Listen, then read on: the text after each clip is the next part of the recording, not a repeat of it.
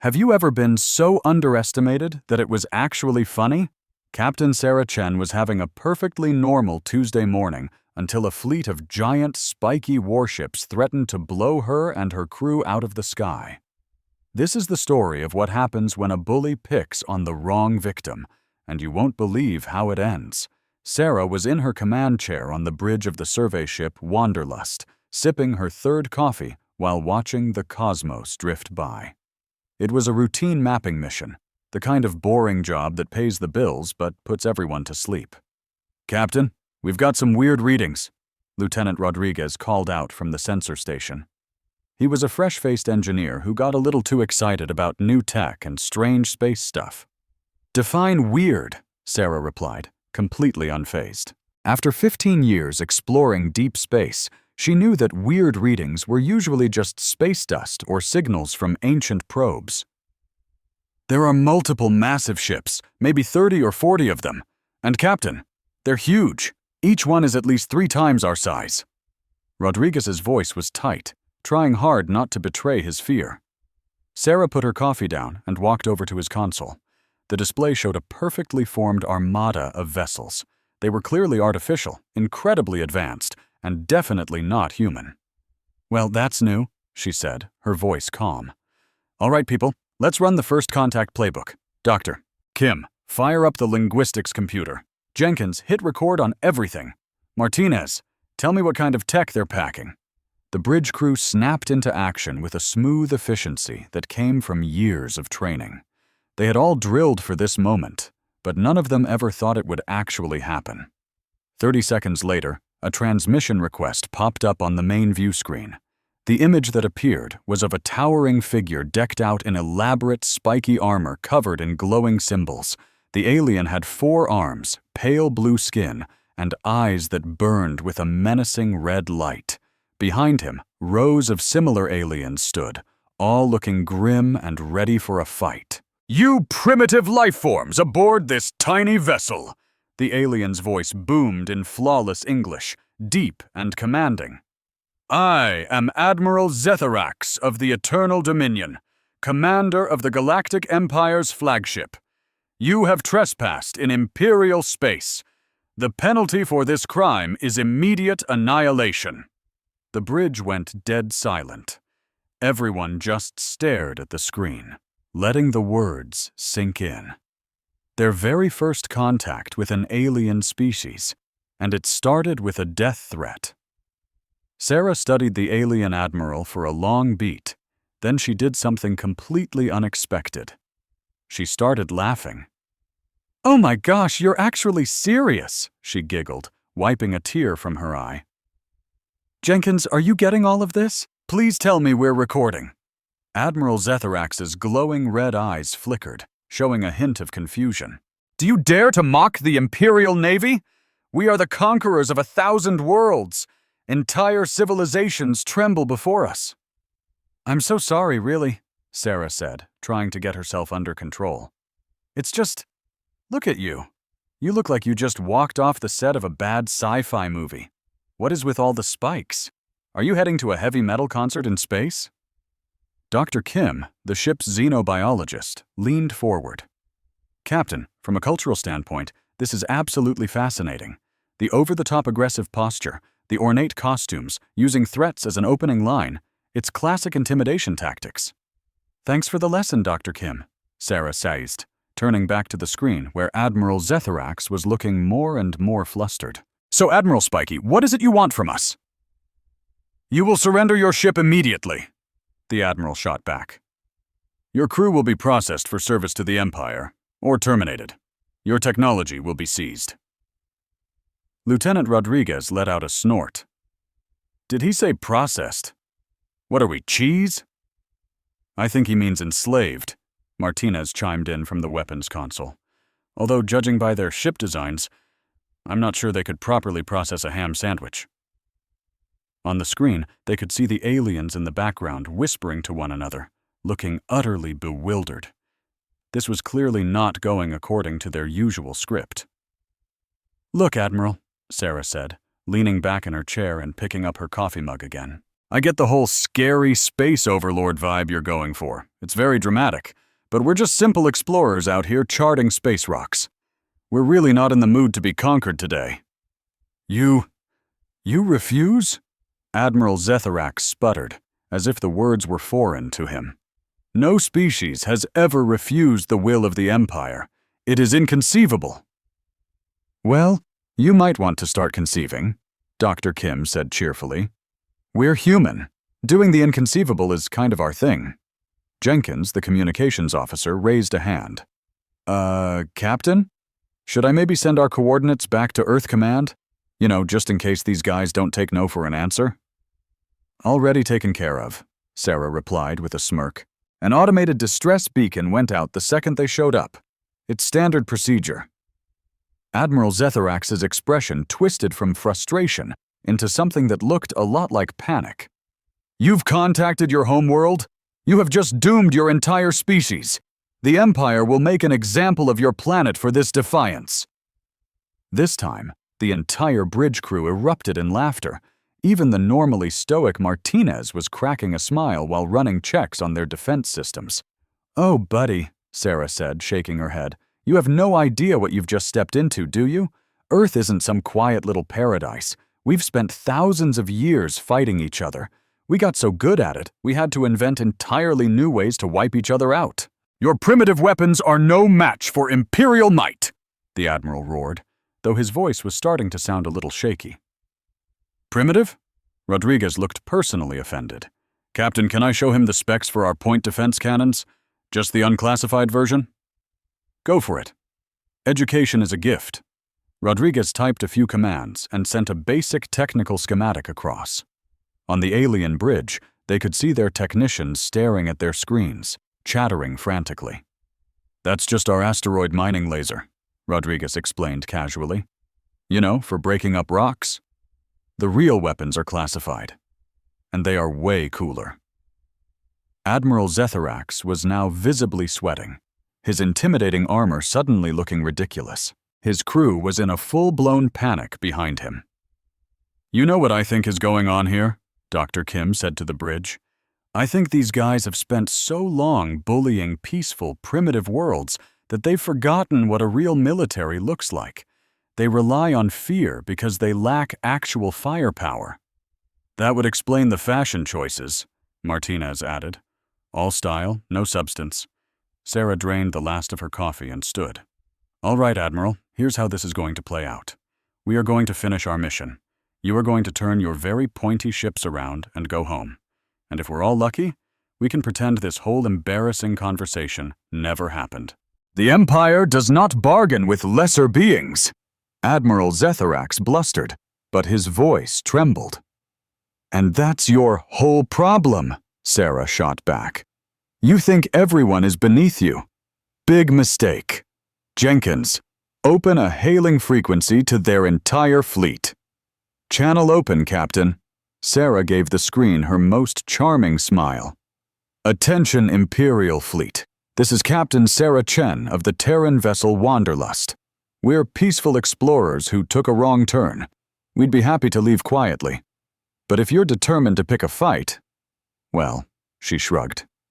"Let's just say we know how to handle bullies." The transmission cut, leaving the aliens staring at a blank screen while the humans casually went back to work. On the sensor display, the Imperial fleet held its position, but made no move to attack. "Captain," Rodriguez asked softly, "what happens if they actually do attack?" Sarah settled back into her chair with a confident smile. "Then they're about to get a history lesson on why you never, ever corner a human." Admiral Zetharax stood on his bridge, his 4 hands clenched into fists. In his 300 years of service, he had never been so disrespected. These creatures had laughed at him. Laughed! The thought made his eyes burn with rage. "Admiral," his second-in-command said cautiously, "perhaps we should contact High Command before we act. These humans are different." "Different?" The Admiral's voice echoed across the bridge. "They are primitives who got lucky. I will not suffer this humiliation." He whirled on his weapons officer, Prepare the annihilation cannon. We will teach them what Imperial power truly means. The weapons officer hesitated. Sir, the annihilation cannon is for planetary bombardment. Shouldn't we just target their ship? No, Zetharax declared. These humans think we're a joke. We will show them true power. Target that large asteroid in Sector 7. Full power. On the Wanderlust, the crew watched as the massive alien flagship began to crackle with an insane amount of energy, alarm bells ringing as their sensors tried to process the immense power buildup. Imagine you're staring down the barrel of a cannon the size of a skyscraper, wielded by a galactic empire that just rolled up to your front door to prove they're the new sheriffs in town. This is what humanity faced, and their reaction was not what the aliens expected. Captain Martinez on tactical. His voice crackled over the comms. They're charging something huge over there. These energy readings are absolutely insane. Sarah, the ship's commander, leaned forward, her expression more intrigued than alarmed. Are they targeting us? Nope, Dr. Kim cut in, clapping her hands together with glee. They're aiming at that asteroid field about 50,000 kilometers away. The big one in the middle. Oh, this is fantastic. They're showing off their toys. We get a free, harmless demonstration of their weapon systems. Jenkins, tell me you're recording this. Every last photon, Captain. Full spectrum analysis is a go. As he spoke, the Imperial warship's main cannon fired, and the void lit up like a second sun.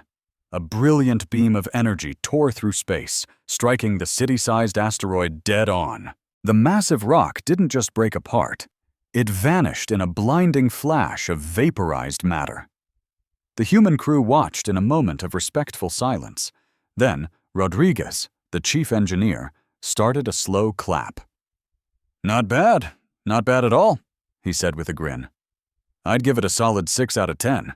Maybe a 7 if they'd used some cooler color effects. The dispersal pattern was clean, Martinez observed with a professional eye. But I'm seeing a ton of wasted heat and energy scatter. Their focusing coils need a serious upgrade. Dr. Kim was already scribbling notes on her datapad. Fascinating. It's a pure energy projection, but the delivery method is shockingly inefficient. Just look at the power they had to draw for one single shot. Aboard the alien flagship, Admiral Zex Thyra's smug expression began to crumble as he listened to the translated human chatter.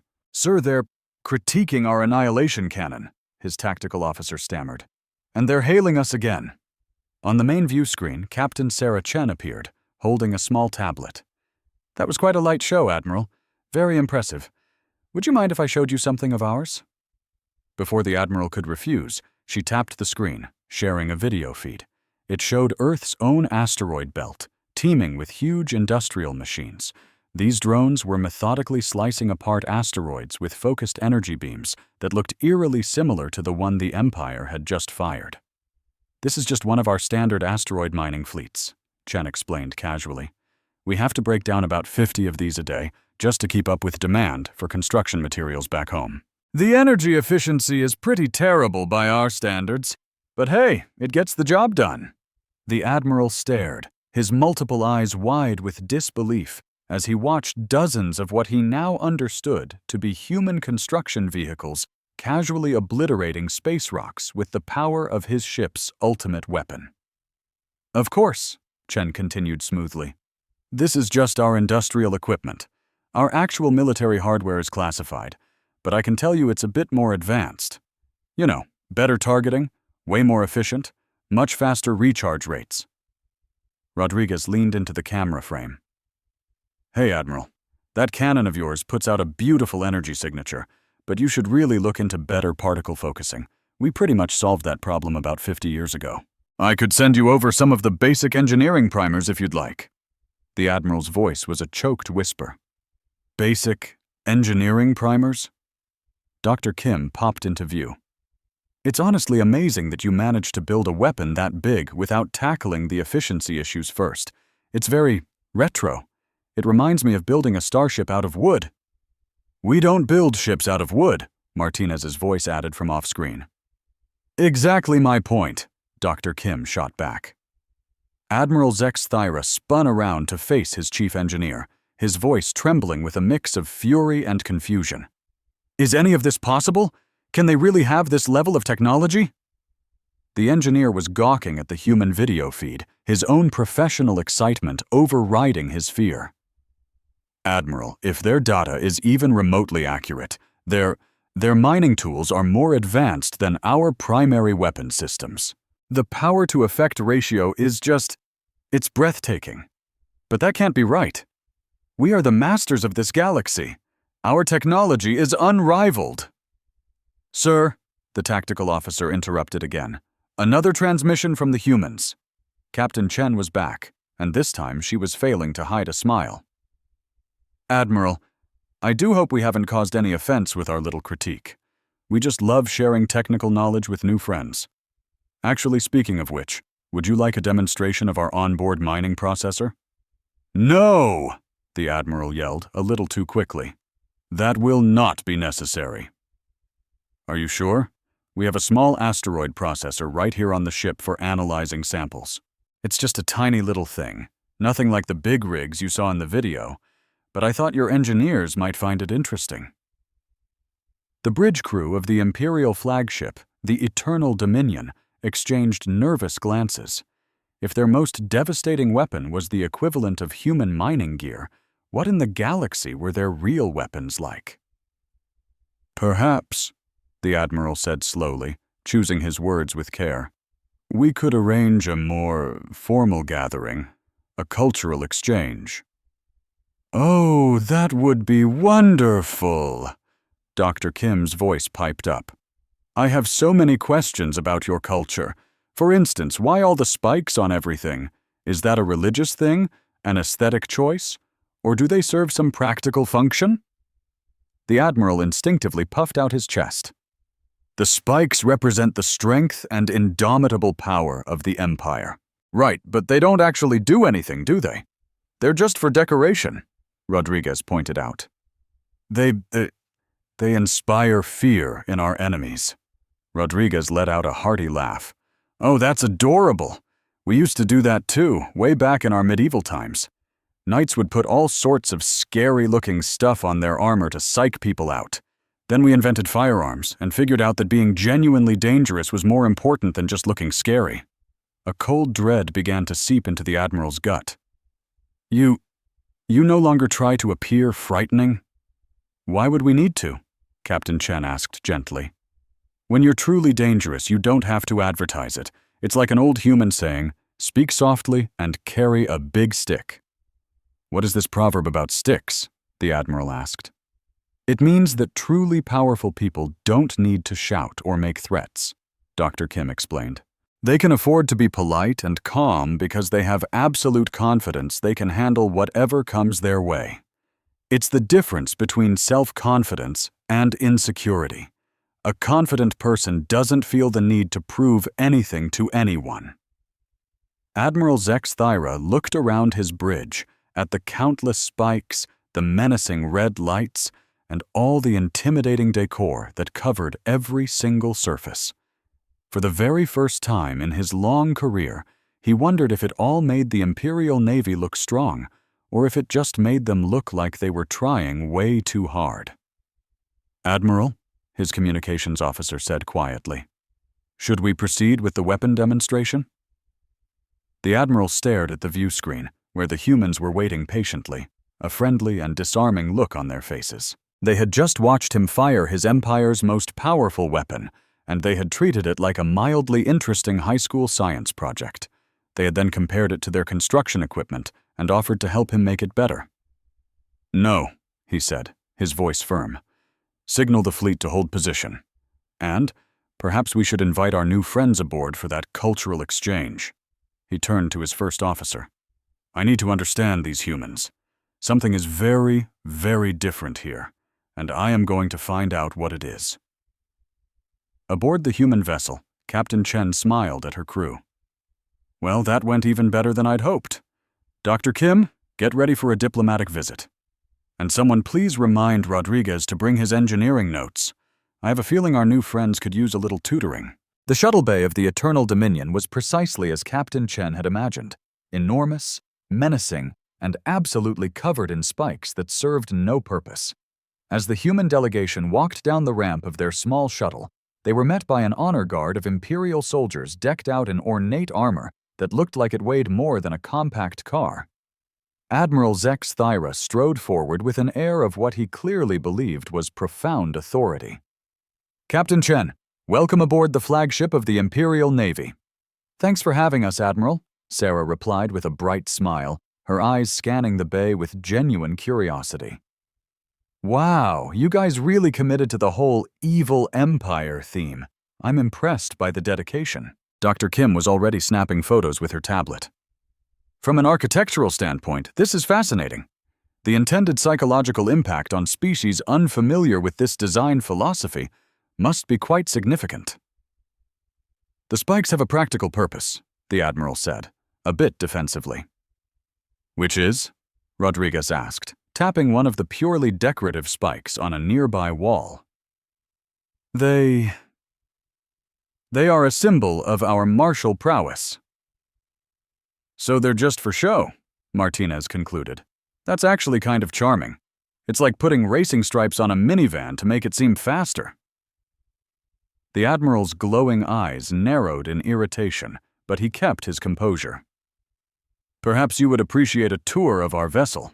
"Absolutely," Dr. Kim exclaimed. "This is like getting a private tour of a museum of intimidation tactics. Do you have any literature on the design choices?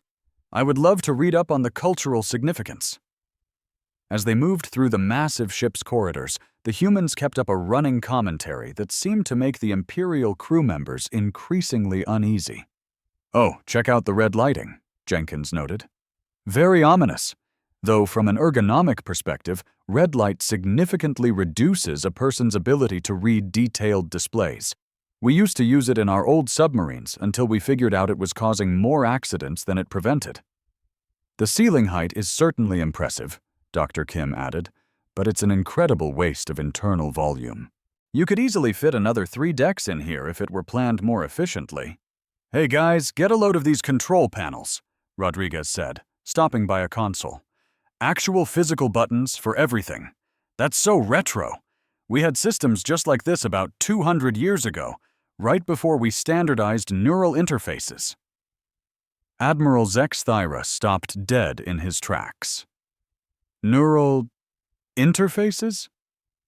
"Oh yeah," Rodriguez explained, as if talking about the weather. "Direct mind-to-machine connection. It's way faster than typing, and you never have to worry about typos." As they moved on, a young Imperial technician whispered to his supervisor, "Are our computers primitive?" "Quiet," the supervisor hissed back, though his own expression was filled with doubt. The tour finally reached the bridge, and the humans did their best to look impressed by the sheer scale of it all. But their compliments weren't quite hitting the mark. 4. "Wow, this is something," Sarah said, her eyes scanning the immense command center. "It's like a starship bridge decided to dress up for Halloween. The dedication to the spooky aesthetic is just incredible. I really admire the commitment to style over, function," Dr. Kim chimed in. "It takes guts to make every single surface painful to touch. Those spikes on the command chair must be a real challenge during long shifts. They remind the commander of the heavy burden of leadership," Admiral Zex Thyra stammered weakly. "By causing literal physical pain?" Martinez asked. "That's actually kind of genius in a messed up way. Nothing screams, 'I'm in charge,' like sitting on a throne of spikes for 8 hours straight." A wave of gloom washed over the Imperial bridge crew. Their pride and joy, the most powerful warship in the entire galaxy, was being roasted by these strange aliens who were treating it like some quirky roadside attraction. "Perhaps," the Admiral said, his teeth clenched, "you'd be interested in our tactical systems?" "Sure thing," Sarah replied. "But I gotta ask, are those actual manual star charts you're using? We can see them from all the way over here." The navigation officer looked like he wanted the floor to swallow him whole. The charts provide proven reliability and serve as a backup in case of computer failure. But you do have redundant computer systems, right? Rodriguez asked. And quantum backup storage? Emergency AI navigation protocols? The silence was deafening. Oh, you don't, do you? Dr. Kim said softly. You're running your critical navigation on a single point of failure system. The Imperial crew started shooting nervous glances at each other. Their navigation computers, which they'd always thought were the pinnacle of technology, were apparently museum pieces by human standards. Let me take a wild guess, Martinez said, peering at the weapons control station. Manual targeting for every weapon, no predictive firing algorithms, and zero automated threat assessment. Manual systems are more reliable, the weapons officer shot back. They can't be compromised by enemy hacking, Jenkins pointed out, unless the person operating them makes a mistake, or gets tired, or distracted, or, dies. We kind of solve those issues with redundant AI systems and neural-linked backup operators. Admiral Zex Thyra was starting to feel a little queasy. Maybe we should move on to military tactics. The Empire has brought thousands of worlds to heal through superior strategy. Really? Dr. Kim's eyes lit up with genuine curiosity. What's your standard opening move? We arrive in orbit with an overwhelming force and demand their surrender. If they refuse, we make an example of their military targets until they comply. The humans just stared at each other, completely baffled. And that's it? Sarah asked. That's the entire playbook? It has never failed us. But what if they don't give up? Rodriguez pressed. What if they can actually put up a real fight? What if they have tech that's better than yours? That has never been the case. Dr. Kim was scribbling furiously in her datapad. So you've only ever fought species that were way behind you technologically. No one on your level. No actual peers. We are the most advanced civilization in the galaxy. Were, Martinez corrected him quietly. You were the most advanced, until today. Those words just hung in the air, heavy and solid. For the first time, Admiral Zex Thyra truly grasped the situation. These humans weren't just unimpressed with the Empire's power. They were generations ahead of it in every way that mattered. Admiral, his communications officer suddenly called out. We're getting reports from the entire fleet. The humans. They're broadcasting. Broadcasting what? Everything, sir. This entire tour. Other species are watching it live. Sarah offered an apologetic smile. Oh, sorry about that. We automatically record and transmit all first contact situations for scientific review. It's just standard procedure. Hope that's okay. You're showing this to your whole species? And anyone else who tunes in? It's for education, Dr. Kim added. I'm going to write a fantastic paper on imperial psychology and social hierarchies. This footage is an absolute goldmine for my research. Admiral Zex Thyra felt the room start to spin. Right now, across the galaxy, civilizations were watching the mighty Imperial Navy get casually dismissed by a tiny survey ship. They were watching him squirm as these aliens treated his flagship like a theme park ride. Perhaps, he said slowly and carefully, we could continue this conversation in private. Of course, Sarah agreed. But just so you know, the recording is still on. Safety reasons, first contact protocols, you get it. The Admiral squeezed his glowing eyes shut and wondered if this is what defeat felt like. Not a crushing blow from a superior weapon, but the slow, agonizing realization that every single thing he believed about his empire's greatness was a lie. Dr. Kim, he said at last, what exactly is your paper going to conclude about imperial psychology? Dr. Kim looked up from her notes, her expression full of genuine sympathy. That you're a classic case of a civilization that got to the top using a technological lead and then just stopped trying. Because you never had to. It's a common story. We went through a similar phase ourselves. You did? Oh, absolutely. We called them the Dark Ages. A very educational time for us. We learned a great deal about humility. Admiral Zex Thyra had a sinking feeling he was about to learn that very same lesson. Grand Admiral Thexmore read the reports from Zex Thyra's fleet with a rage that grew with every word. The humans had made a mockery of an Imperial fleet, broadcast the humiliation to the galaxy, and then just casually went on with their mapping mission. Even worse, their blatant disrespect for Imperial might was stirring up trouble on dozens of subjugated worlds. Subject species were starting to get ideas. "This will not stand," the Grand Admiral roared to his war council. "If we let these humans get away with this, our empire will crumble from within. We must make an example of them that will be remembered for 1,000 years. The War Council, made up of the Empire's most ruthless military minds, nodded grimly. Their power was built on a foundation of fear. If the galaxy stopped fearing them, it was all over. "What do we know about their home world?" asked Admiral Sexisthera, the chief of strategic planning. "The planet is called Earth," the intelligence officer reported. "A standard Class M world, roughly 4 billion years old. Population is estimated around 8 billion. They seem to have a unified government for off-world operations, though their planetary politics are messy. Defenses are unknown. Our long-range scans picked up some standard orbital platforms, but nothing that looked particularly advanced. It seems their space fleet is their primary shield."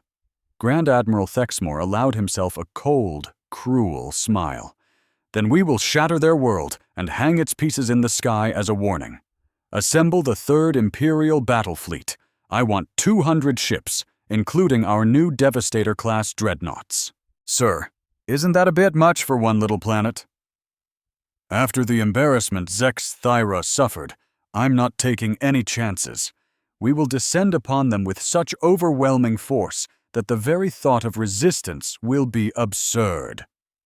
3 weeks later, the colossal Imperial Armada ripped through hyperspace at the edge of the Sol system. The sight was truly breathtaking. 200 of the Empire's deadliest warships, arranged in a flawless, intimidating formation, their hulls practically vibrating with weaponized energy. "This is Grand Admiral Thexmore of the Galactic Empire," he broadcast towards the blue planet. "You have insulted the honor of the Empire and spread seditious lies. Your world is hereby condemned. Surrender now, and we will spare your civilians. Resist, and we will burn your planet to the bedrock." The reply came from a woman with a calm, pleasant voice. "Hello, Admiral. This is Admiral Patricia Santos of Earth Defense Command. We've been expecting you. Listen, before we get this party started, would you mind just holding your position for about, say, 10 minutes?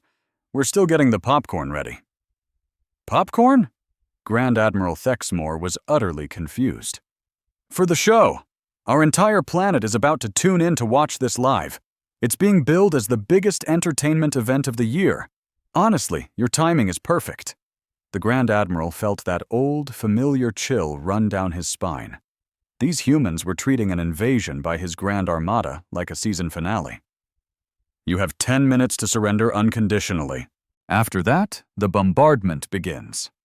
"Oh, we don't really do the whole surrender thing," Admiral Santos replied cheerfully. "Not really our style. But 10 minutes works great for us. That should give the commentators enough time to finish the pre-show analysis." On the Imperial flagship's bridge, the tactical officer was staring at his console, his brow furrowed with concern. "Sir, I'm picking up some very strange readings from the inner system."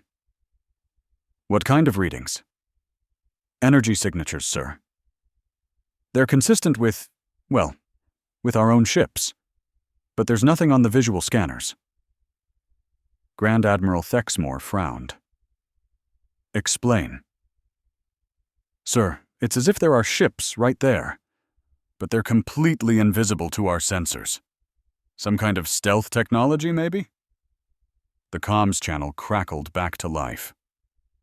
"Admiral Thexmore, Santos here again. All our preparations are complete. Ready to start? Start what? The show. Oh, and by the way, we invited a few guests. Hope you don't mind a little audience. Just then, the space around the Imperial fleet exploded with light. Hundreds of human ships blinked into existence, their stealth fields dissolving in perfect sync. They'd been hiding all over the system, just waiting. But these weren't the tiny survey ships the Empire was expecting. These were warships, clearly designed by people who cared more about what a ship could do than how it looked. They were all clean lines, smart designs, and weapons that practically thrummed with raw power. How? Grand Admiral Thexmore could only whisper. A friendly voice came over the comms. Oh, that? It's cloaking technology. We've been using it for about 50 years now. Super useful for avoiding drama, you know? We really just like to be left alone. Imperial sensors were screeching, trying to make sense of the chaos. The human fleet was smaller, sure, but every single one of their ships registered as light years ahead of anything the Empire had. This is impossible, the Grand Admiral stammered. No one has better technology than the Empire.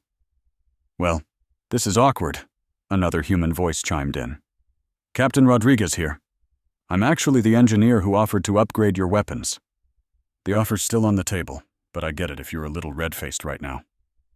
Sir, the tactical officer said, his voice tight with panic. The human ships are forming up for an attack. Their targeting systems are locking onto us. Return fire! All ships, open fire! The Imperial fleet unleashed a blinding storm of energy beams and missiles. Space itself seemed to tear apart from the fury of 200 warships firing at once. It was a terrifying sight that had crushed the spirit of countless races across the stars. The human response was like a lesson from a master. Every single shot from the Empire was swatted out of the sky by defenses they didn't even know were possible. Tiny laser grids, shimmering energy shields, and smart missiles wove a protective net around the human ships, making them completely untouchable. Interesting, Admiral Santos noted, as if she were watching a science fair project. Your accuracy isn't half bad. The targeting software could use some work, but the fundamentals are solid. And then, the humans fired back. It wasn't a chaotic light show like the Imperial volley. Instead, each human ship fired a single, perfectly aimed shot. The result was catastrophic. One by one, in a neat little row, Imperial ships started to detonate as the human weapons sliced through their defenses as if they were made of foil. "How are they getting through our shields?" someone screamed over the Imperial channel. A human voice, clearly listening in, calmly replied, "We're not. We're just going around them. Your shield technology is about 100 years out of date. In less than 5 minutes, half of the Imperial fleet was either scrap metal or floating wreckage. The ships that were left found themselves boxed in by human vessels that moved with an unnatural grace and shot with chilling precision." "This is Captain Martinez of the human ship Retribution," another calm voice announced. "Imperial fleet, you are to power down all weapons and prepare to be boarded. If you try to resist, we will be forced to destroy what's left of your fleet." Grand Admiral Thexmore just stared at his tactical screen, completely numb. The most powerful fleet the Empire had ever put together was being taken apart piece by piece, and the humans were treating it like a routine drill. "Sir," his communications officer said softly, "you have a private message coming in from Admiral Santos." An image of a middle-aged human woman appeared on the main screen. She was sitting on a starship bridge that looked normal.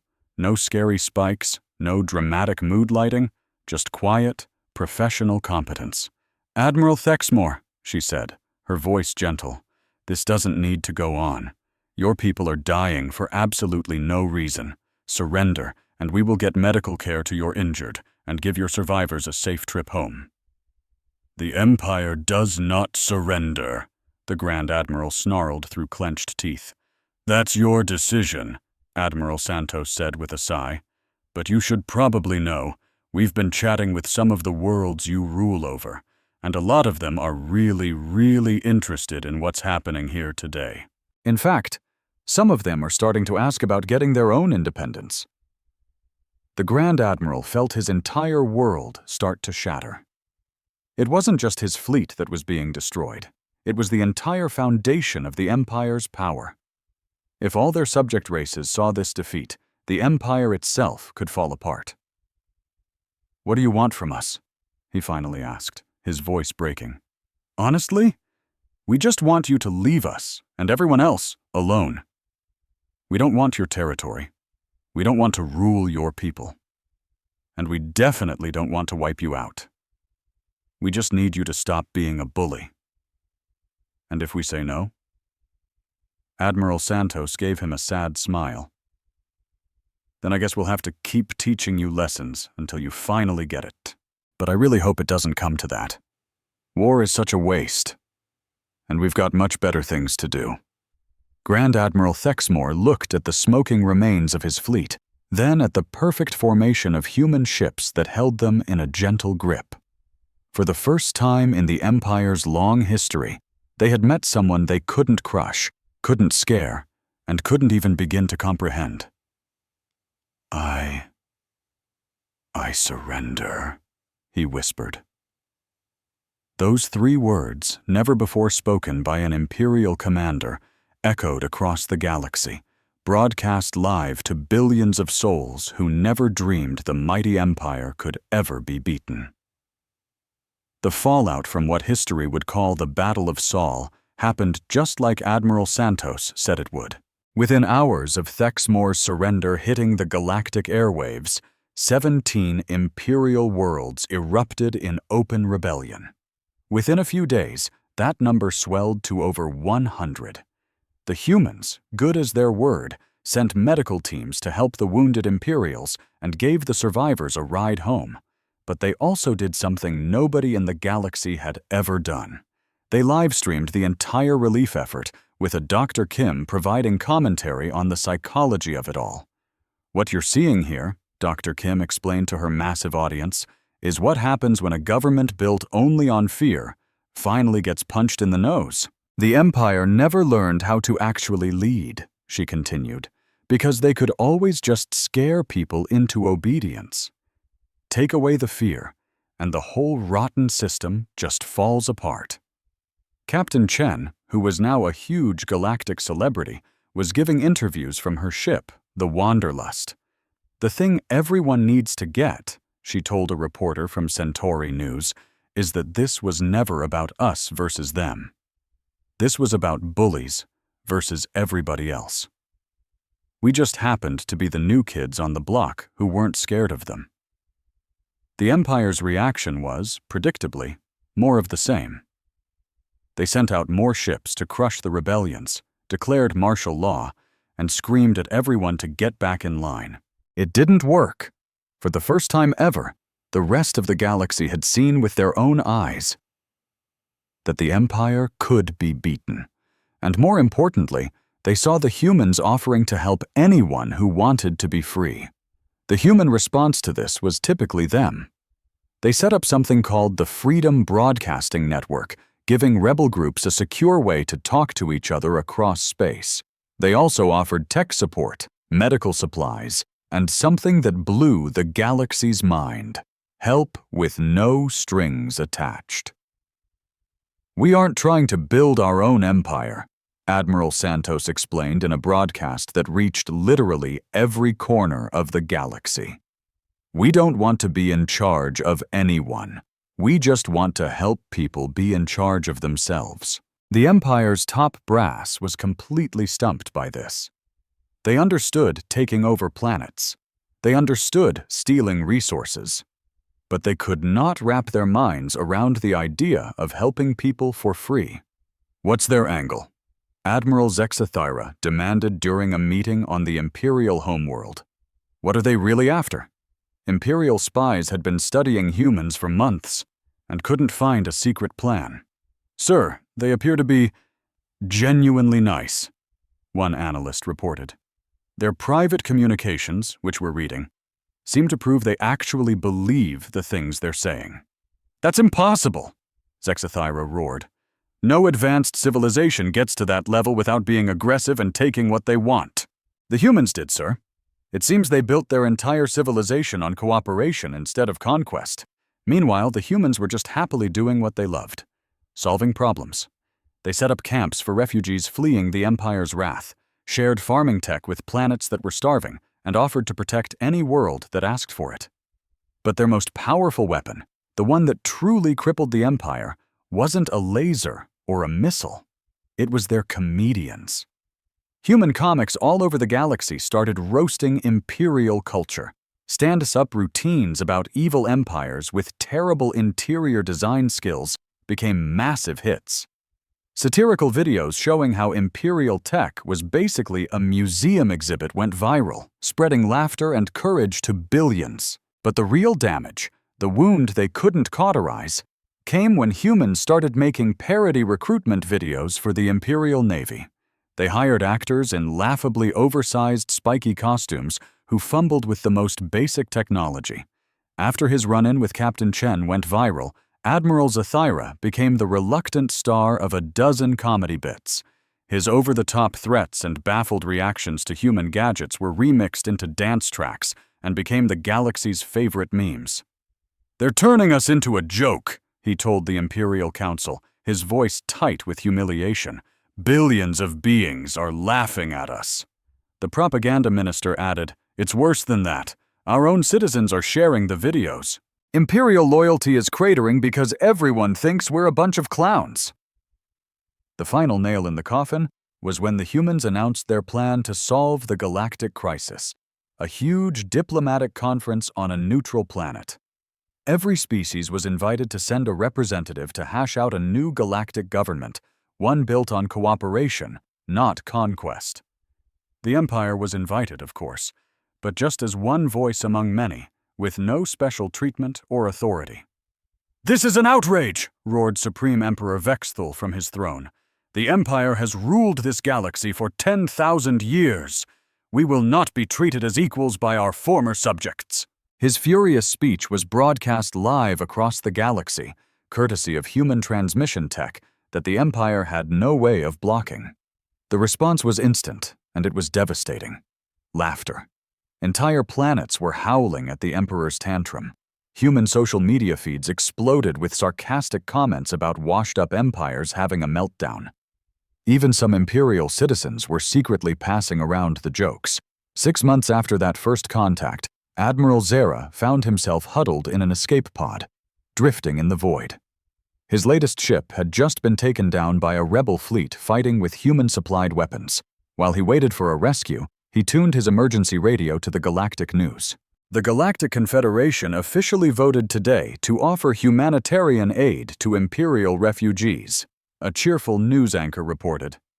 Human representatives stress that this aid is for everyone, no matter their past actions or political views. The anchor continued. In other news, the former imperial world of Kepler-7 has successfully transitioned to a democracy with help from human advisors. Their new constitution guarantees rights for all citizens and, interestingly, bans the use of spikes in government buildings. And in our entertainment block, the comedy smash hit Humans Explain Things to Confused Aliens has been picked up for a second season.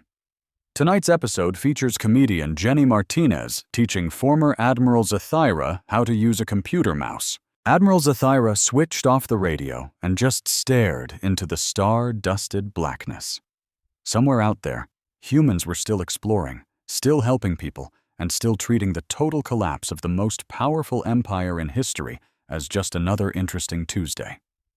A ship appeared on his scanner, not an imperial vessel, but a humanitarian ship from the new Galactic Confederation.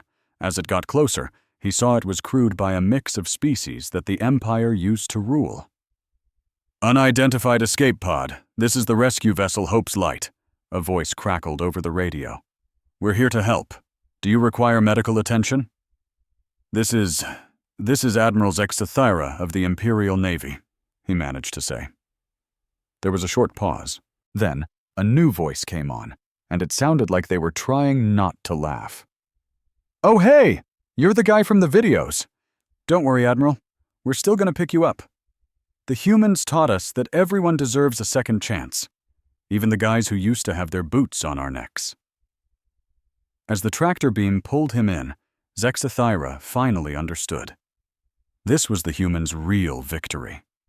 They didn't just beat the Empire in a fight. They taught the entire galaxy there was a better way to exist. The last emperor of the Galactic Empire officially stepped down 3 months later.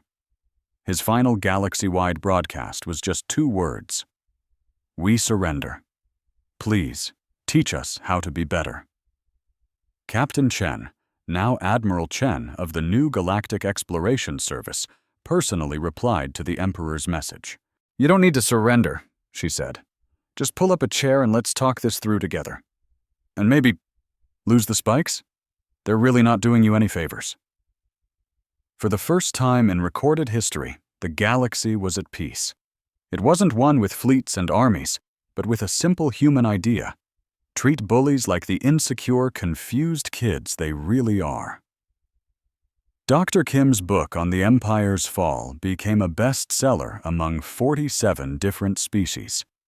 Its title was Pure Human Wit: How to Topple a Galactic Empire by Laughing at It, a Study in Applied Psychology. The subtitle was even better: Why Being Scary is Less Important Than Being Competent. The massive crystal spires of Nexus Prime shot into the purple sky like jagged bolts of frozen lightning. Inside the tallest tower, Admiral Kethvar stood before a shimmering wall of screens. All 6 of his arms moved with practiced grace as he absorbed reports from every corner of the galaxy.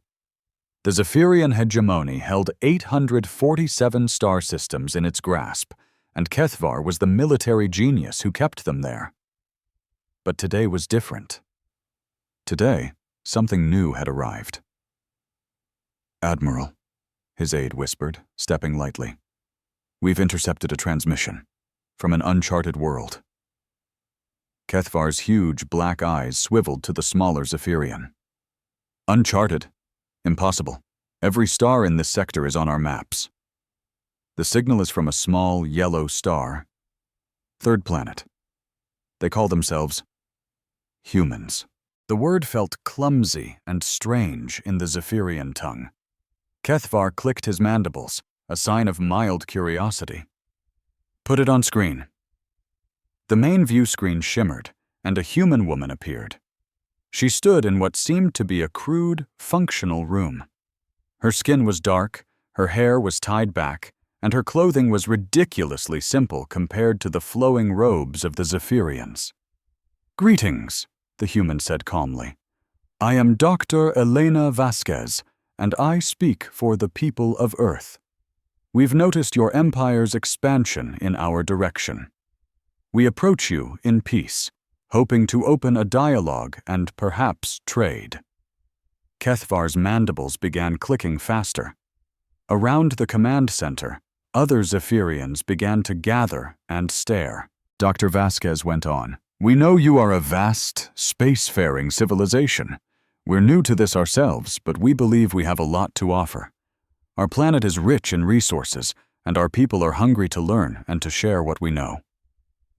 The screen showed images of their world: vibrant blue oceans, lush green continents, and cities with tall buildings that looked like children's toys next to Zephyrian crystal craft. "However," Dr. Vasquez said, her tone hardening just slightly, "we must insist that you halt any aggressive moves toward our system. While we would always choose peace, we will defend our home if we must." The screen went black. A deep silence hung in the command center for a moment. And then Kethvar started to laugh. It was a high musical sound that echoed off the crystal walls. Soon the other Zephyrians were laughing with him. "Warn us!" Kethvar choked out between peals of laughter. "Did that tiny primitive creature just try to warn the Zephyrian hegemony?" He tapped his personal communicator. "Send this transmission to every fleet commander. I want them all to see what these lesser species consider diplomacy." Within hours, the human message was being played on every ship in the hegemony. In war rooms and officers' lounges, Zephyrians watched in absolute hysterics as the little human dared to threaten their magnificent empire. Kethvar convened his war council. The most brilliant military minds of their species assembled in the great crystal chamber where the conquests of hundreds of worlds had been planned. "So," Kethvar asked, "what do we know about these humans?" General Thexala brought up a holographic display. "Our long-range scans show a single planet, population around 8 billion.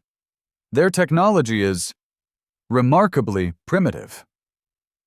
The display showed human weapons, simple guns that fired small metal slugs, bombs that used basic chemical reactions, and aircraft that still burned fossil fuels. "They have recently mastered nuclear fission," Thexala continued, "but their most powerful bombs are roughly equal to one of our standard-issue sidearms." More images appeared, human spacecraft that looked like clunky metal cans with fire shooting out of one end. They were clumsy, slow, and barely able to break free of their own planet's gravity. "Their fastest ship would take centuries to reach the nearest star," another general added. "They've only just started exploring their own solar system," a third officer reported. Kethvar examined the information. "And their military?"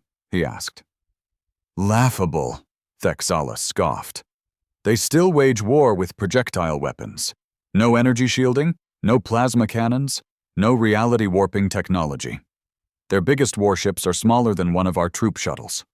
The chamber once again filled with the musical laughter of the Zephyrians. These humans were like toddlers waving sticks in a forest full of giants who could command the stars themselves. "Admiral," a younger officer spoke up, "perhaps we should just ignore them. They can't possibly pose a threat to the hegemony."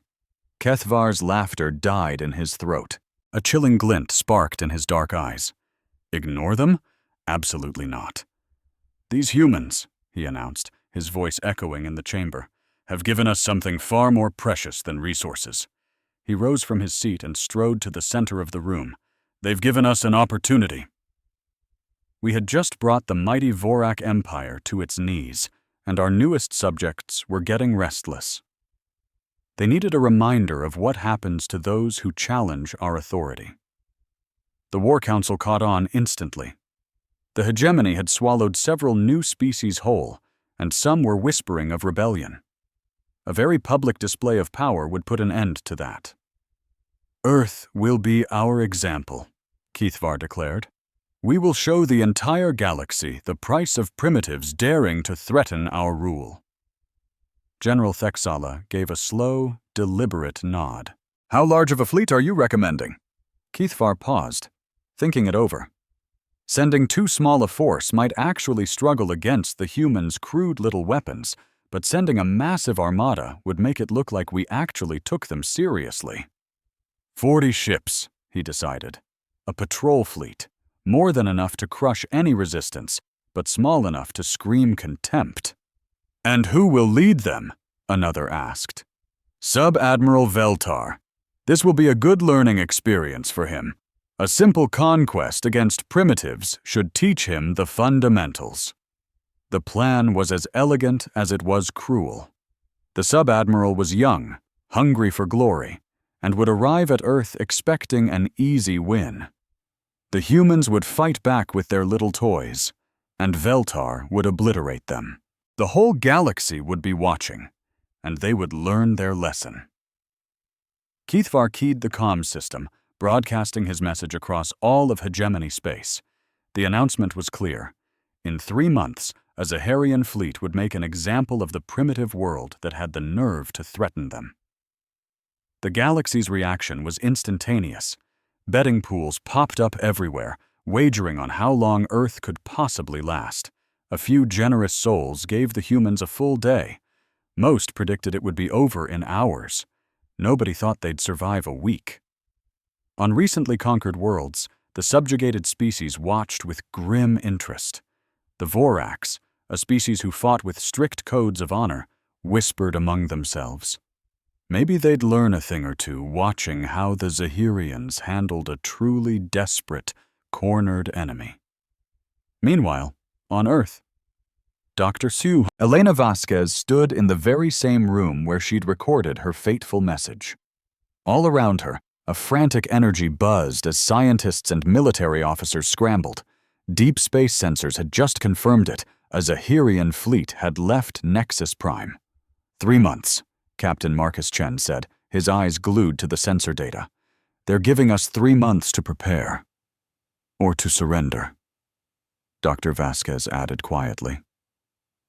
Chen's gaze met hers, his eyes like steel. Are we even considering surrender? Dr. Vasquez thought of her own children, and all the children of Earth. She thought of the unshakable human spirit that had carried them from Haus to the cosmos. She thought of every single generation before them that had stared down impossible odds and had somehow, some way, found a way to win. No, she said, her voice firm. We fight. Across the entire planet, the message spread like wildfire. Humanity's first real contact with an alien civilization was going to be a war for their very existence. The aliens were expecting an easy victory over a bunch of primitives. They had no clue what humans were capable of when their backs were slammed against the wall. They'd never encountered a species that simply refused to accept defeat. They were about to witness the terrifying, beautiful creativity of a people with absolutely nothing left to lose. The Zahirian hegemony was about to get a crash course in why you never, ever dismiss a threat from Earth. Sub-Admiral Veltar felt a thrill course through his veins as his fleet dropped out of warp at the edge of the Sol system. Surrounding him, 40 Zephyrian warships shimmered into existence, locking into perfect formation. Each ship was the size of a human city, bristling with weapons that could crack a continent in two. Beautiful, Veltar whispered, gazing at the primitive star system laid out before him like a playset. A simple yellow sun glowed at the center, circled by a few toy-like planets. His sensors focused on the third one, a little marble of blue and green. Earth. Sub-Admiral, his communications officer reported, we're picking up multiple broadcasts from the human planet. Put them on screen, Veltar ordered, leaning back in his command chair. He was expecting desperate pleas for mercy, maybe an offer of immediate surrender. He was not expecting what he heard next. Unknown alien vessels, this is Captain Marcus Chen of the Earth Defense Force. You have entered sovereign human space without authorization. Turn your fleet around immediately, or you will face the consequences. Veltar's mandibles clicked in amusement. Across the bridge, his officers chuckled. These little humans still thought they were in a position to make threats. Send them a reply, Veltar commanded. Tell them we have arrived to accept their unconditional surrender. They have 1 hour to comply, or we will take their world from them by force. The answer shot back instantly. This is Captain Chen. We do not surrender. We do not submit. If you want our world, you'll have to come and take it. The bridge erupted in laughter. These humans were either incredibly brave or incredibly stupid. Veltar suspected the latter. Begin the attack, he ordered. Target their orbital installations first. Let's give them a little taste of our power. The Zephyrian fleet surged forward, their energy cannons charging with a sound like rolling thunder. Veltar expected the humans to scatter in terror, to finally see the true might of the hegemony and beg for their lives. Instead, the humans attacked, and it was an attack unlike anything Veltar had ever witnessed. Human ships swarmed them from every direction at once. They launched from the planet's surface. They emerged from behind moons and asteroid fields. They even appeared from the outer planets where they'd been lying in wait. But these weren't the primitive ships from the intelligence reports. These ships just looked wrong, as if they'd been slapped together by madmen.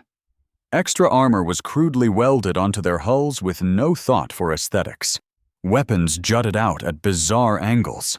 Some ships looked like they were just massive engines strapped to even more massive bombs.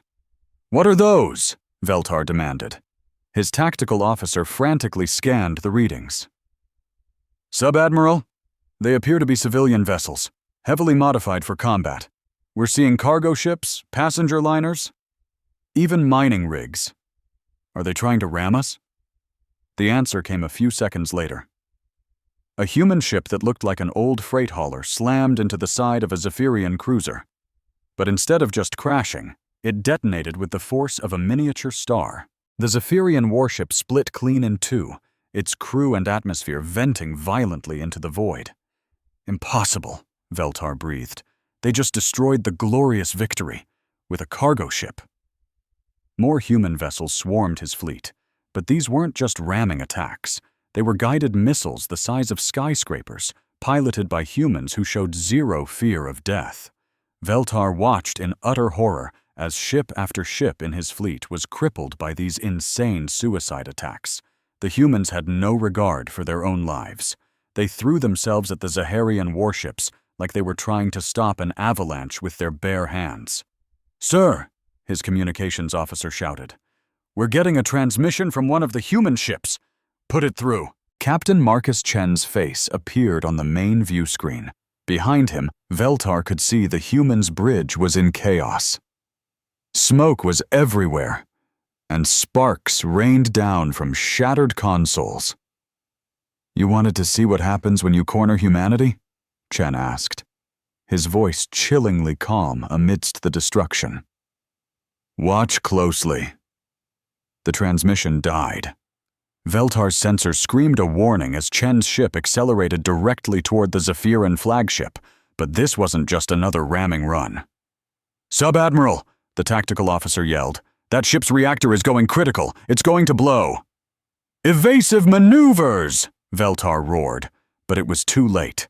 Chen's ship smashed into the flagship's shields and vanished in a flash of pure energy. The explosion was so bright it overloaded every sensor in the fleet. When the screens cleared, two of the mightiest Zephyrian dreadnoughts were just gone, wiped from existence. All across the battlefield, human tactics made no sense. They defied every rule of military doctrine. They launched attacks from populated areas, using hospitals and schools as cover. When Zaharian forces tried to target military sites, they discovered the humans had moved their weapons batteries inside refugee camps and orphanages. "They're using their own people as shields," the tactical officer reported, his voice thick with disgust. But it wasn't cowardice. The humans weren't hiding behind their civilians. The civilians were fighting alongside them. Veltar watched, dumbfounded, as what looked like civilian cargo haulers armed with mining lasers swarmed his patrol ships. Old men, young women, even children were seen reloading weapon systems and hauling ammunition. This wasn't warfare as the Zephyrians knew it. This was something else entirely, something primal, desperate, and terrifyingly effective. The humans fought like cornered animals, but with the cold, calculating intelligence to make every desperate act count. "Sir, we are losing ships at a catastrophic rate," the tactical officer reported, his voice shaking. "Our casualties are at 40%. 40%? Against primitives? Veltar couldn't process it. Human technology was centuries behind theirs. Their weapons shouldn't have been able to scratch their shields. But somehow, the humans had found a way. They focused all their fire on one ship at a time, overwhelming its shields with sheer, brute force. They turned their own ships into weapons, making every single vessel a potential bomb. They used tactics no honorable warrior would ever dream of. "Sub-Admiral, another report," an officer called out. "The humans are deploying some kind of new weapon." On the screen, Veltar saw human ships launching what looked like simple metal rods. But when those rods hit the Zephyrian hulls, they passed right through the energy shields and buried themselves deep inside before detonating. "How are they bypassing our shields?" Veltar demanded. "The projectiles are too simple, sir. Our shields are designed to stop energy blasts and advanced missiles, not solid chunks of metal." It was a horrifyingly simple idea. Just giant metal rods, moving too fast. They sliced right through our shields like they weren't even there. A cold dread washed over Commander Veltar. How could this be? The humans had found a fatal flaw in our technology simply by being too primitive for our defenses to even recognize. For 6 agonizing hours, the battle was pure chaos. With every passing minute, we lost more ships to human strategies that seemed born of madness, not military science. They never retreated, even when their ships were breaking apart. They transformed every crushing defeat into a victory by making us pay a price in ships and lives that was utterly insane. When the few remaining human ships finally vanished, Veltar surveyed the ruin of his fleet. 24 ships were either space dust or too crippled to fight. We'd lost nearly 60% of our crews, fighting an enemy that should have been swat down in minutes. "Sir," his comms officer said, his voice trembling slightly, "we're receiving surrender terms from them." For a split second, Veltar felt a surge of hope. Maybe they'd finally come to their senses, but the voice that came through the speakers wasn't a scared politician. It was calm, cold, and full of iron.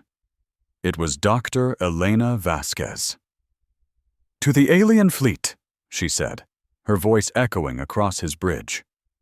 "You have won this battle, but you've lost something far more important. You've shown us who you are. You've taught us that mercy is a luxury we can no longer afford. Remember today, because we will." The transmission cut out. Veltar stared down at the beautiful blue and green world below. He had won. He had conquered Earth. But it felt like the most profound defeat of his career. The price had been so high it made the victory feel hollow.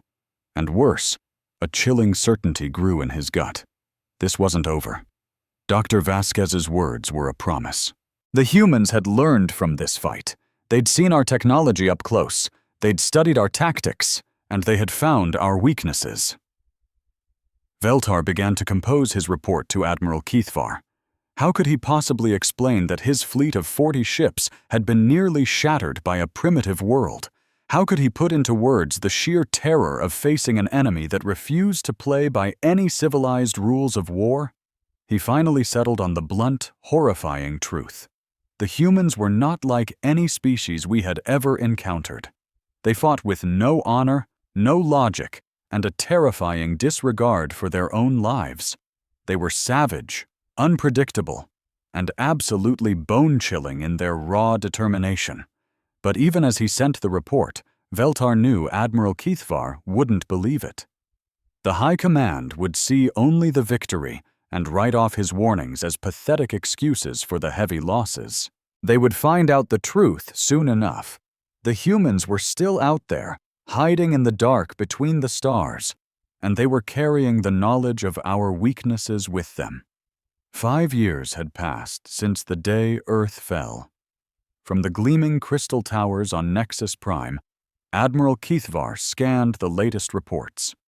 The mining operations on the conquered human world were exceeding all projections. The hegemony had stripped Earth's forests and carved into its mountains, pulling out priceless minerals while the surviving humans toiled away in labor camps. The Earth problem, as Keithvar smugly called it, was solved. He could not have been more wrong.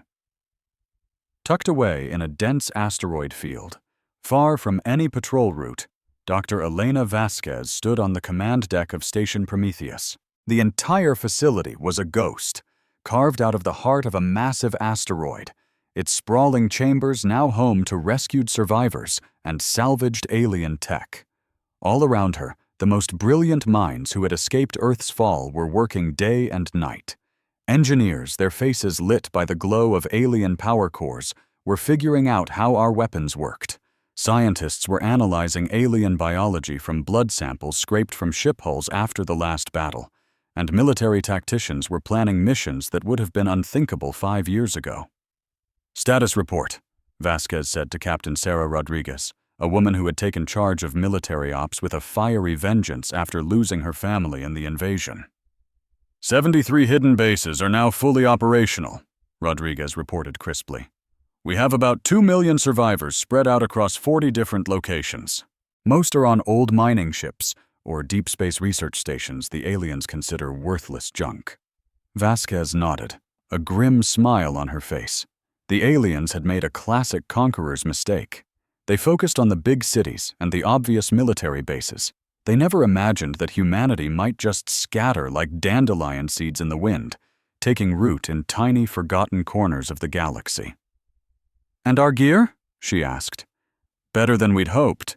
We've managed to reverse engineer their shield tech, though our version is pretty crude. We can't build their energy weapons, but we figured out how to supercharge our old projectile weapons using their power sources." Suddenly, Dr. James Park, the head of their science division, looked up from his console. "Elena, you have got to see this." Vasquez strode over to Park's station, where a holographic model of a Zapirian body was rotating slowly. The image detailed the alien's internal organs, each glowing a different color. "I've been going over the biological data we pulled from the battle," Park said, his eyes gleaming with excitement. "The Zapirians have some fascinating weaknesses. Their respiratory system is incredibly efficient, but it's also hypersensitive. A chemical agent that would barely give a human the sniffles could be fatal to them." "Poison gas," Vasquez stated. "Something much more elegant than that," Park corrected. "I'm developing a targeted pathogen, a virus engineered to attack only Zapirian biology, leaving every other life form completely unharmed." Vasquez leaned in, studying the molecular diagrams. "How long?" she asked, her voice low. "Give me 6 more months," Park replied, "and I'll have a working prototype." This was it. This was the kind of thinking that had kept them alive for 5 years. They couldn't match the Zapirians' tech head-on, so they found ways to go around it. They built new weapons from the scraps of the old. They developed tactics based on their enemy's arrogant psychology, not their own limited strength. Most importantly, they had finally learned to stop trying to fight like the civilized races the aliens were used to. They had learned to fight like humans. "Commander Rodriguez," Vasquez called out, her voice ringing with new authority. "Show me what we have running right now." Rodriguez turned to the main view screen. A map of the local star systems blinked to life, showing Zapirian forces in red and suspected human operations in blue. "We're running 3 kinds of ops," Rodriguez explained, pointing to the screen. "First, simple harassment." A flurry of blue dots lit up, showing small, fast raids on remote mining outposts and supply ships. Nothing that does any real damage, but it's enough to keep them guessing and waste their resources. To the aliens, it just looked like the random, desperate acts of a few scattered survivors. They had no idea it was all being coordinated from a single, hidden command center. Second, intel. More blue dots appeared. These ones clustered around major Zapirian military bases. "We've managed to plant micro-surveillance devices on their key facilities. We know their patrol schedules, their supply chains, their communication codes, everything." Vasquez felt a surge of pride. They had burrowed into their enemy's network like a virus. "And third," Rodriguez continued, "preparation." A final set of blue dots appeared, positioned strategically near critical Zapirian targets. They weren't strong enough to attack directly, but they were perfectly placed to cause maximum chaos if they all struck at once. "How many of them even know we still exist as an organized force?" Vasquez asked. Rodriguez let out a short, harsh laugh. "Almost none. To them, we're just minor insurgent activity. Admiral Kethavar's own reports say we're a dying nuisance that will fade away on its own." Vasquez's smile was anything but kind. "Good. Let them think that." Human insurgent activity was about to get a whole lot more dangerous. "Captain Rodriguez," she said, her voice dropping to a low, determined command. "I want you to authorize Operation Ghost Ship." A wide, predatory grin spread across Rodriguez's face. "It's about damn time." Ghost Ship was the single most daring plan humanity had ever conceived. Using captured alien technology, their engineers had built a new class of warship that registered on Zapirian sensors as nothing more than space junk. Drifting asteroids, dead satellites, shattered pieces of old wrecks. But hidden beneath the garbage camouflage was a fully armed and operational battleship. The genius of the plan was purely psychological. The Zephyrians were an arrogant race, utterly convinced of their technological superiority. The very idea that a primitive species like humans could hide from their advanced sensors was, to them, literally unthinkable. "Start with the Kepler mining station," Vasquez ordered. "And I want it all recorded. I want every second of it broadcast on every open channel in hegemony space." The Kepler mining station was a textbook Zephyrian operation. Huge, automated extractors chewing up a dead planet, guarded by a small, complacent garrison. After 5 years without any real resistance, they had gotten lazy. They paid no attention to the 3 large asteroids that had been slowly drifting closer to their station for the past week. The attack began at what the old Earth calendars called 0 hour. Suddenly, the asteroids came alive. Their rocky outer shells cracked and fell away, revealing the sleek, predatory warships hidden inside. By the time the Zephyrian sensors screamed in alarm, human weapons were already firing. But this was nothing like the desperate, suicidal charges from 5 years ago. These humans had learned. They used the enemy's own technology against them. Their kinetic cannons fired projectiles coated in materials that looked like random debris to the alien sensors. Their shields, powered by jury-rigged Zephyrian generators, flickered at frequencies that confused enemy targeting systems. The station's garrison never even got a distress call out. The humans jammed their communications, disabled their weapons, and then dismantled every defensive system with terrifying precision. Within an hour, the entire facility was a silent, burning wreck. But the most terrifying part of the attack, for the Zephyrians who would later see the recordings, was what the humans did last. They didn't just destroy the station, they boarded it. And they downloaded everything, the entire central computer, every personnel file, all operational protocols, communication ciphers, supply schedules, everything. And then, they were gone. All that remained was a message, spray-painted across the station's hull in letters so huge they could be read from orbit. Earth remembers. This was just the beginning. Similar strikes started popping up all across hegemony territory. Mining outposts would suddenly go silent. Cargo ships would blink off the map, never to be seen again. Garrison commanders would wake up to find their bases crippled by sabotage that defied all logic. The Zephyrians scrambled to fight back, but they were chasing phantoms. Human ships registered as nothing more than space junk right up until the moment they opened fire. Human spies used stolen Zephyrian tech to stroll right through their most advanced security systems. Their battle plans were chaotic, unpredictable, and broke every rule of civilized warfare.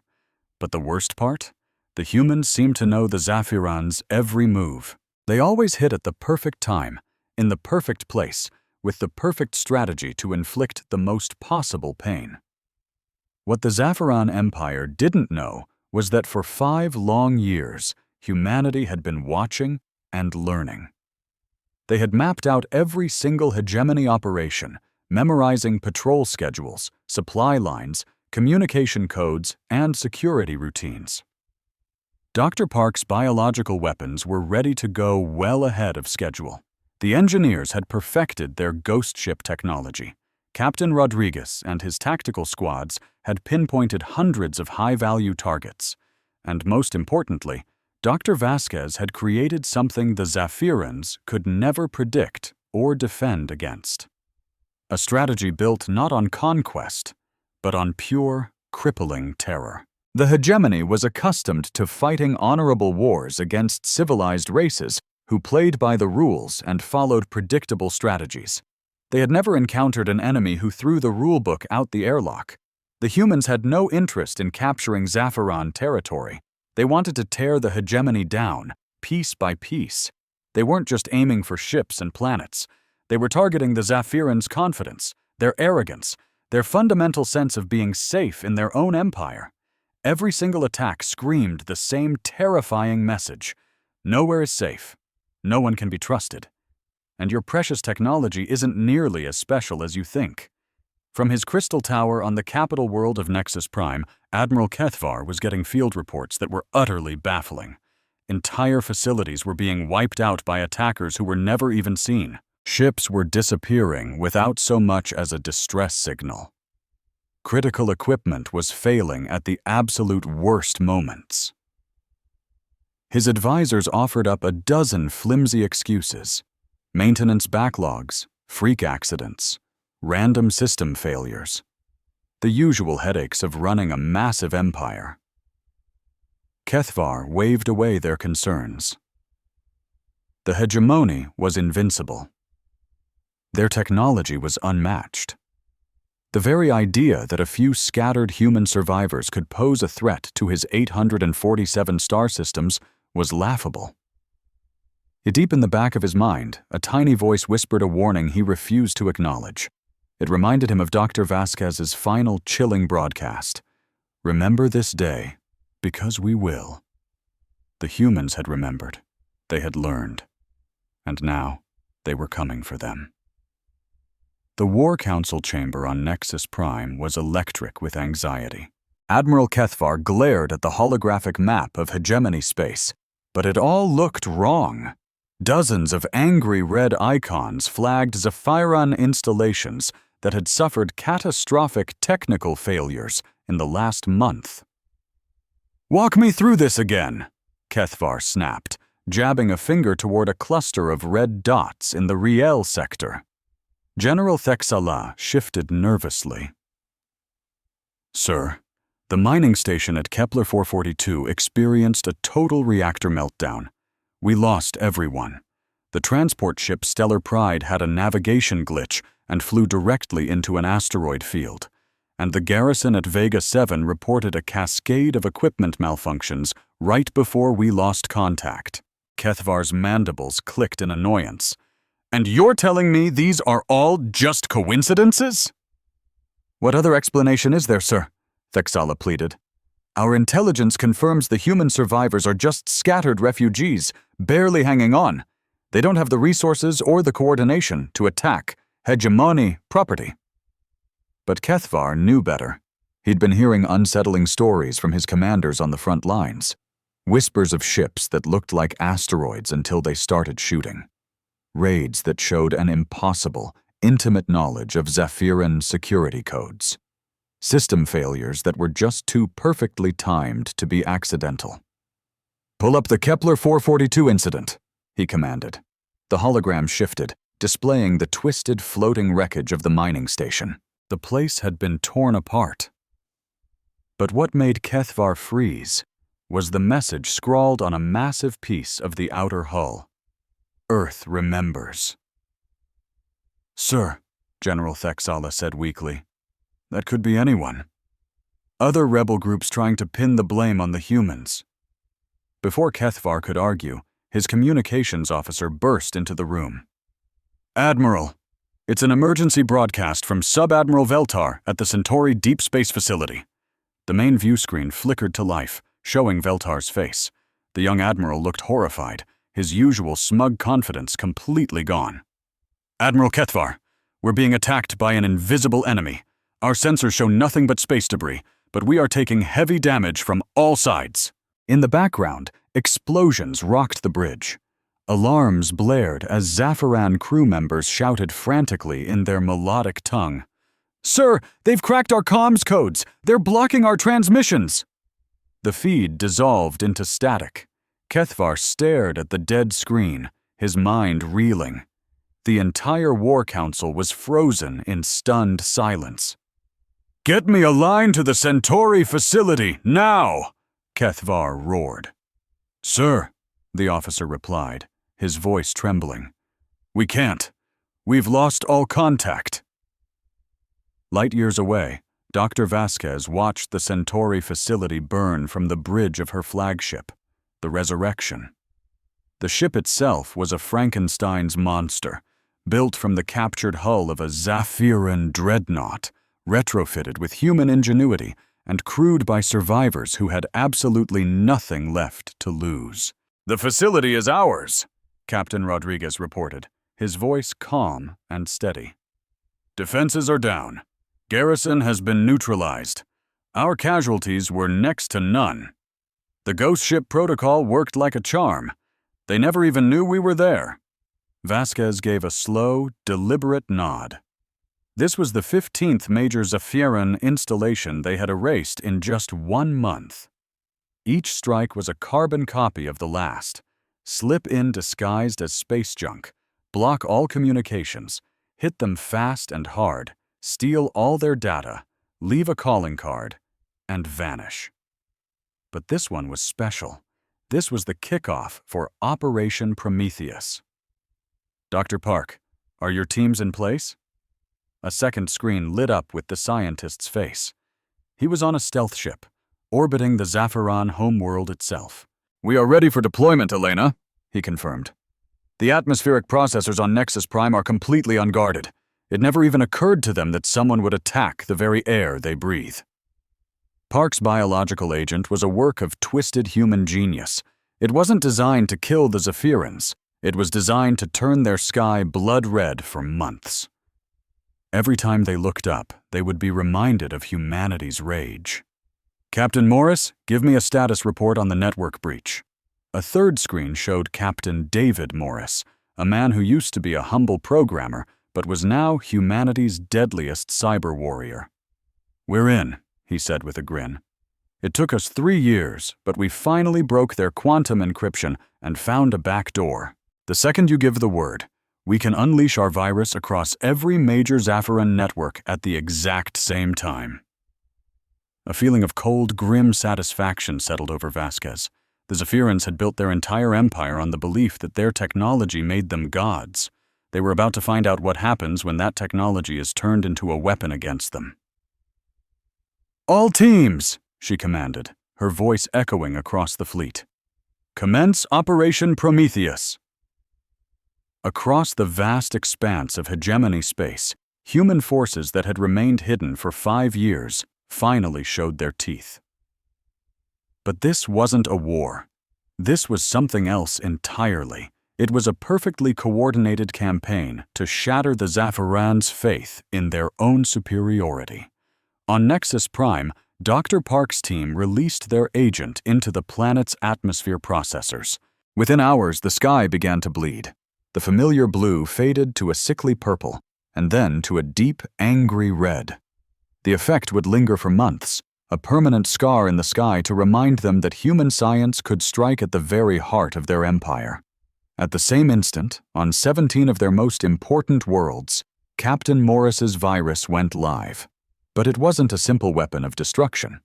It was designed to make Zephyrin technology unreliable in terrifyingly specific ways. Defense shields would suddenly drop in the middle of a fight.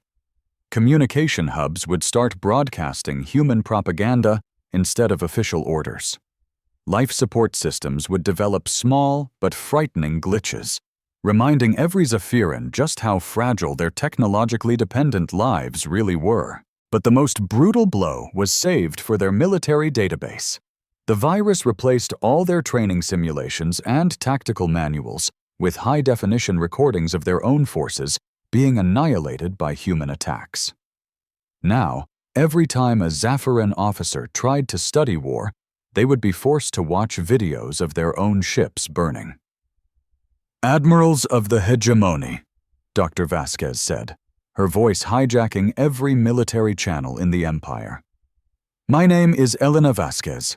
You might remember me. We spoke at our first diplomatic meeting 8 years ago." Her face appeared on every screen. But this wasn't the hopeful scientist who had dreamed of peace. This was a woman whose eyes burned with the cold fire of someone who had lost everything and found something much harder than despair in the ashes. "You ignored our warnings. You called us primitives, too insignificant to even be considered a threat. You burned our world and enslaved my people because you were convinced your technology made you invincible."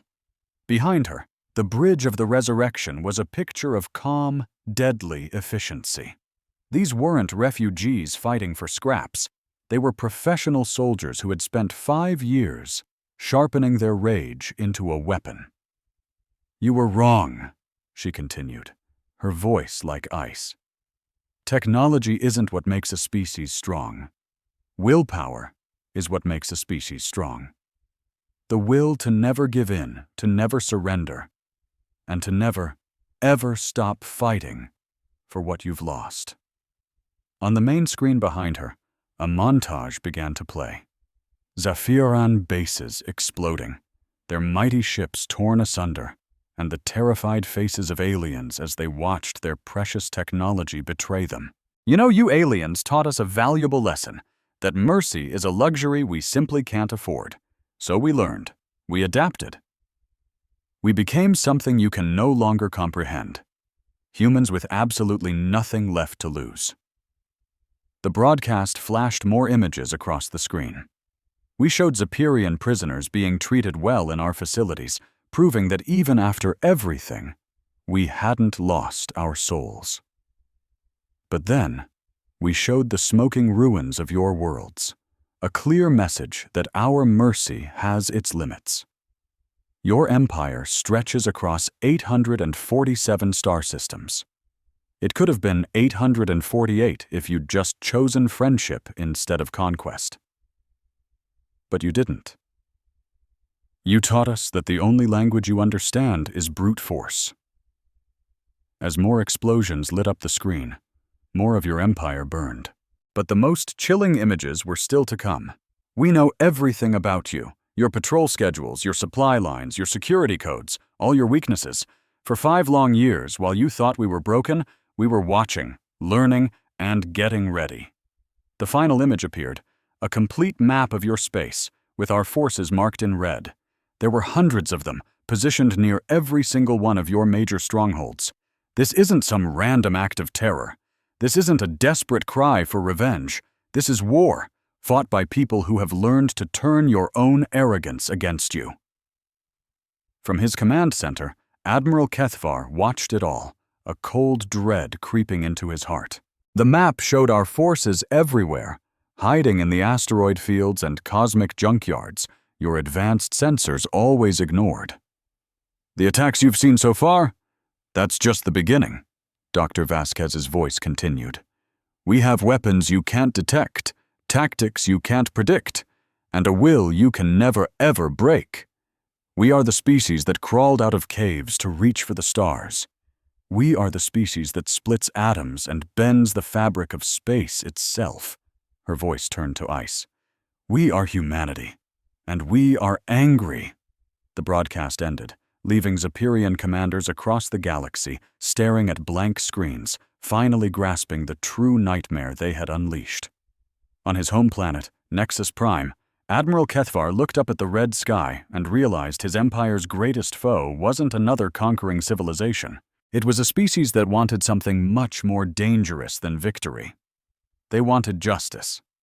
6 months after our operation, codenamed Prometheus, began, Admiral Kethvar stood in the ruins of his command center. The crystal walls were spiderwebbed with cracks from our attacks. The red sky bled light through the gaping holes in the ceiling. The greatest military mind in the Zapirian hegemony couldn't figure out how they had been so completely and utterly defeated. The reports painted a picture of impossible destruction. 43 of their worlds were now just smoldering ruins, scarred by weapons that shouldn't even exist. Their once unstoppable fleet was scattered, too terrified to group up because we seemed to know their every move before they made it. Status report, he demanded. Kethvar's voice was heavy with exhaustion. General Theexala looked at his cracked datapad. Sir, we've lost contact with 17 core systems. The outer colonies are reporting constant raids by human forces. Our supply lines are a complete disaster. And our fleet? Kethvar asked. 60% casualties, sir. The surviving ships want to fall back to the inner systems. Theexala paused. But what is it, General? It's just, the humans seem to be everywhere. Our captains are saying that even in systems where there are no known humans, their equipment is failing at the worst possible moments. They're afraid to trust their own tech. Kethvar knew that fear. The humans had done something worse than just blowing up their ships. They had shattered the Zapirian belief in their own superiority. Now, every piece of technology was suspicious. Every routine jump could be a human trap. The empire that had conquered 847 systems with its advanced tech was now scared of that very same technology. "Sir," his communications officer cut in, "we're getting a message. Through a third party, the humans. They're asking for a meeting." "A meeting?" "They want to discuss terms, sir, on neutral ground." A cold knot formed in Kethvar's stomach. The humans weren't offering to surrender. They were demanding his. 2 days later, Kethvar's shuttle touched down in the rubble of his own throne room. The giant crystal chamber, where he'd once plotted the conquest of worlds, was now open to the red sky. Broken walls and shattered decorations were a testament to the human attack that had broken Nexus Prime's defenses. Dr. Elena Vasquez was waiting for him. She stood right in the middle of the ruins, dressed in simple, practical clothes, not some fancy uniform. Behind her, human soldiers stood guard, wearing our captured Zephyrian armor. But it was her eyes that struck Kethvar the most. 5 years ago, she had been a hopeful scientist looking for peaceful contact. The woman standing before him now had been forged in war and loss. Her eyes carried the weight of billions of human deaths and the grim satisfaction of justice finally being served. "Admiral Kethvar," she said, her voice even. "Dr. Vasquez." He walked toward her slowly, his 6 arms spread wide in a gesture of peace. "You wanted to discuss terms?" "No," she said. "I want you to understand what you've lost." She motioned to the wreckage around them. "This was your center of power. From here, you decided the fates of entire species. Do you remember what you said when you got our first peaceful message?" Kethvar's mandibles clicked with nerves. We underestimated your capabilities." "No," she corrected him. "You underestimated our spirit." She walked over to the twisted metal that used to be his throne. "You saw our simple tech and assumed we were weak. You thought our restraint was a sign of weakness." "We made errors in judgment," he stammered. Dr. Vasquez spun around to face him. "Admiral, you ruled 847 star systems. You could have had 848 if you had just offered friendship instead of war. Your empire could have traded with us, learned from us, and grown stronger with us." She paused, letting the reality of that squandered future hang in the air. "Instead, you chose to teach us that mercy was a luxury we couldn't afford." Kethvar felt her words like body blows. The hegemony's own arrogance had created the monster that was now tearing it apart. By dismissing us, they had forced us to become the one enemy that could actually destroy them. "What do you want?" he finally asked, his voice barely a whisper. "Justice," she replied, activating a hologram that showed the current state of his empire. Red zones marked worlds now under our control or too damaged to matter. Yellow zones showed areas where Zephyrian forces were still fighting, but losing. The green zones, the safe territories, were tiny and scattered. "Your empire is finished, Admiral, not because we destroyed it, but because we proved it was never as strong as you thought." Kethvar stared at the map. Even the so-called safe zones looked fragile. We had shown we could strike anywhere, any time, with weapons and strategies their military could not even begin to understand. "The species you conquered are all watching," Dr. Vasquez went on. "They see that the great and powerful hegemony can be brought to its knees by a primitive race that turned your own technology against you. Some of them are already declaring their independence. Others are forming alliances to fight you." This was true. Reports of rebellions were flooding in from all over. Species that had been under Zephyrian rule for centuries were now seeing their chance. "What are your terms?" Kethvar asked, defeated. Dr. Vasquez nodded, and her soldiers brought forward a case. "The Soul Accords," she said. "This isn't a peace treaty. These are your terms of surrender." Kethvar read the document, his astonishment growing with every line. For a defeated empire, the terms were shockingly fair. Zapirian worlds could govern themselves. Their technology wouldn't be taken. Their people would be treated with dignity. But there were conditions. No military forces beyond what's needed for system defense, he read out loud. No expansion into new space. Full reparations to all enslaved species. Immediate release of all prisoners. And, Dr. Vasquez prompted. Kethvar found the last part. Recognition of human space as a sovereign territory. All Zapirian forces must withdraw behind a new, established boundary. He looked up at her. You're splitting the galaxy. No, she said. We're setting rules. Your empire will survive, Admiral, but its days of growing through conquest are over. Humanity will watch over this sector of space, she explained. We'll make sure that new species get to develop on their own terms, not yours. Kethvar thought about it. It was a complete humiliation, but it was also survival. The only other option was to watch his entire civilization get wiped out as we continued our relentless campaign. And if we refuse? He asked. Dr. Vasquez's expression didn't change, but the air around her grew heavy. Then we finish what we started. We've already destroyed 43 of your worlds. We can easily destroy 43 more, and another 43 after that. We've learned patience, Admiral. We can take as long as it takes. She took a step closer to him. But maybe you'd like to avoid that. Maybe, just maybe, you've finally learned something from watching your empire burn. Kethvar thought about the chaos gripping his people. Ships being destroyed by invisible enemies.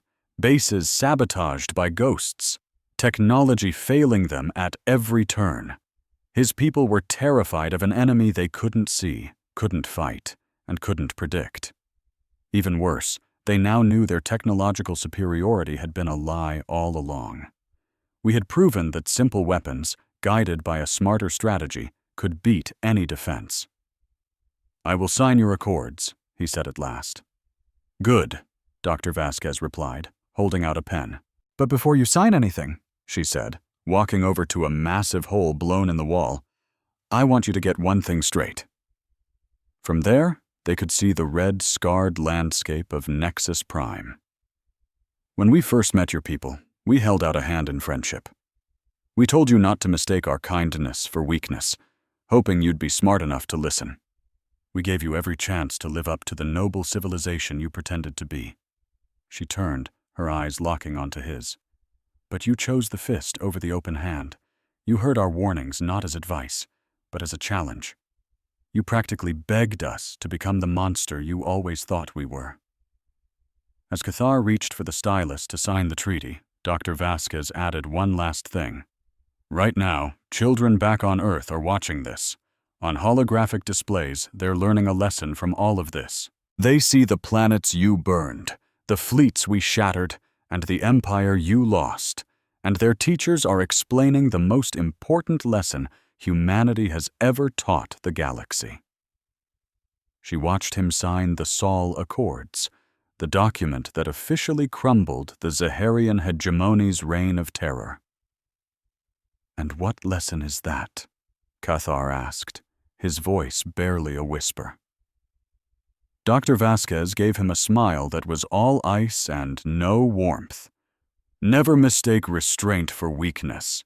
When a human says, "You really don't want to make us do this," they're giving you one final chance to walk away before you find out why. Outside, the toxic red haze that had choked the skies of Nexus Prime finally started to clear. A parting gift from Dr. Park's biological weapon. The sky was healing, but the lesson would scar forever. Across the entire galaxy, worlds that had trembled in fear of the Zaharians started telling new stories. They were legends about the quiet, peaceful humans who simply refused to be victims. They spoke of Earth's children, now venturing out among those same stars, carrying a simple message. No empire, no matter how powerful, can survive a war against its own arrogance. A new era of human expansion was dawning, and it was going to be built on wisdom, not warfare.